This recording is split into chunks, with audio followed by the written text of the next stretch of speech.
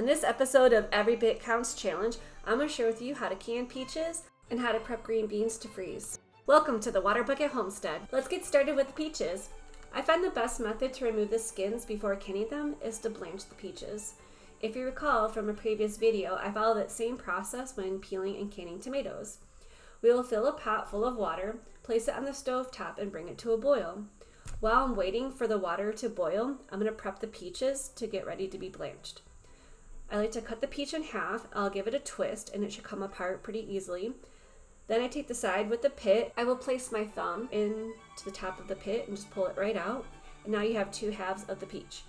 I will place them in a dish and I will keep following this process until I have enough peaches to place in the pot. If you found my channel through the Every Bit Counts Challenge hashtag, please comment down below and say hello.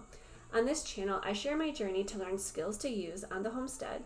I'm currently focused on food preservation techniques.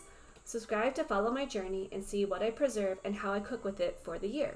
Now the peaches have been cut up, I want to prepare the sugar water before I blanch the peaches. I follow the bulk canning book method for canning peaches and preparing a syrup. I prefer the extra light syrup. It has less sugar in it. So in this recipe, it will call for 5 3/4 cups water and 1 1/2 cup of sugar.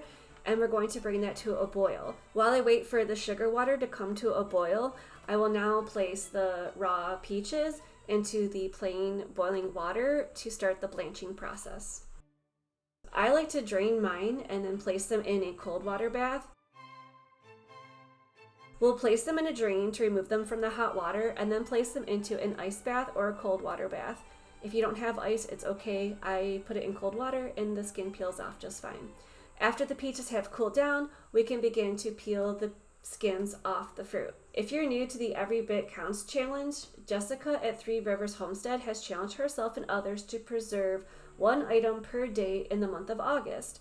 Since it can be overwhelming to stand all day in the kitchen to preserve your food, this process makes it a little easier on you. So today I'm focusing on the peaches, which this process does take a little bit longer. If you're enjoying this video so far, please give it a thumbs up. It will help the algorithm to let others know about my channel. There are different methods for preparing the peaches. You can use cold jars and lids or hot jars and lids. I prefer to use hot ones and sterilize my jars either in the dishwasher or I put them in the oven at 200 degrees Fahrenheit. Once everything is ready, we can assemble the peaches with the syrup into the jar. I have half-pint jars that fit 1 peach per jar. I will use a spoonful of the syrup and place it into the jar, leaving about 1 inch room from the top of the jar to the top of the liquid. We will continue to follow this process until all of the jars are filled. Usually about 6, 7, or 8 jars can fit inside a regular stock pot. If you're wondering on how these peaches taste, let me just tell you that they are some of the most delicious peaches that I've ever had. Last year I did not make enough and I would always eat them with homemade whipped cream and crushed pecans, but today I did have one of the peaches with my lunch and it was delicious, nice and refreshing. I like the extra light syrup, that way it's not too sweet, and the peach was delicious. After you fill the jars up with syrup, you'll want to take a knife and poke it around in the jar to remove any air bubbles, and when you do that you may need to add a little bit more syrup to make sure that the syrup is at the right level. Once they're all filled up, I will put the lids on the jars, and then I'll place the jars with the lids into the water bath for about 25 minutes.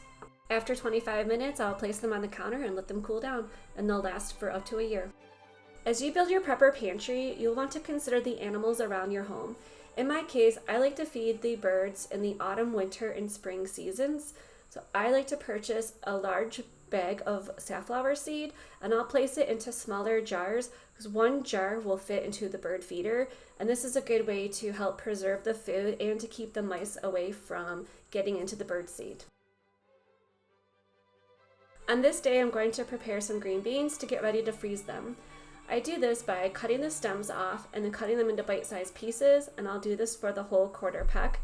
While I'm doing this, I'll have a stock pot of water boiling off to the side, so that by the time I'm done trimming all the green beans, the water should be boiling. I'll place the green beans into the boiling water and let them boil for about 4 minutes. And once it's done, we'll drain the green beans and then place them in either a cold water or ice water bath, and that will stop the cooking. And that process of boiling them for 4 minutes and then letting them cool in the ice bath is blanching. And after we do that, we'll take the green beans out, pat them dry on a towel, and then place them in a quart-sized plastic freezer bag. I find that these green beans will last about a year. I would like to thank Jessica at Three Rivers Homestead for encouraging us to preserve a little bit each day. If you are enjoying this style video, please give it a thumbs up. Comment down below if you're participating in this challenge so we can check out your video. Subscribe so you'll never miss out on how I'll prepare dishes using these ingredients. Until my next video, check out one of these. Have a great day, everyone.